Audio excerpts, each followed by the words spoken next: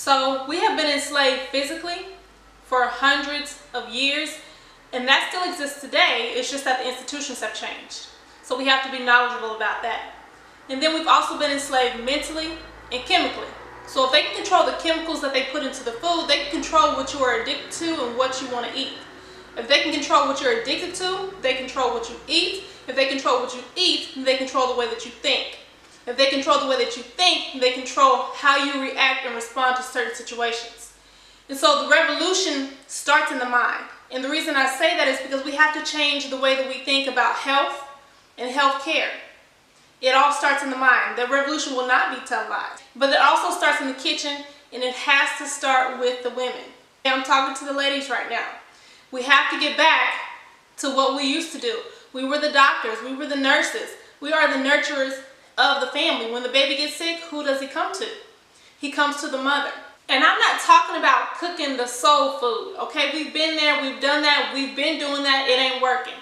Because when we cook our foods like that, we're cooking the collard greens until they're brown. We're cooking all the vegetables until they're brown. Everything's fried, dyed, laid to the side.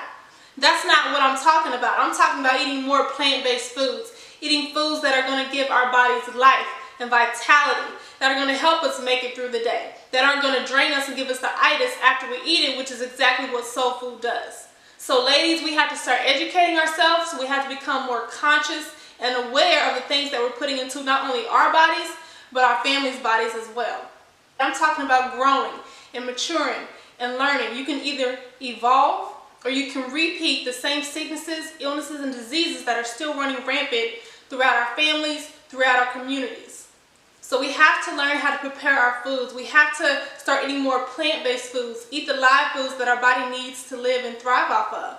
Because ultimately, we are responsible for the health of our families. If that baby gets sick, we're responsible for that.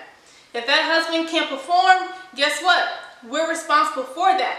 And it all starts in the kitchen. So ladies, let's get back to our rightful role. It's about empowerment. That empowerment feels good to know that you are responsible for the health of your family.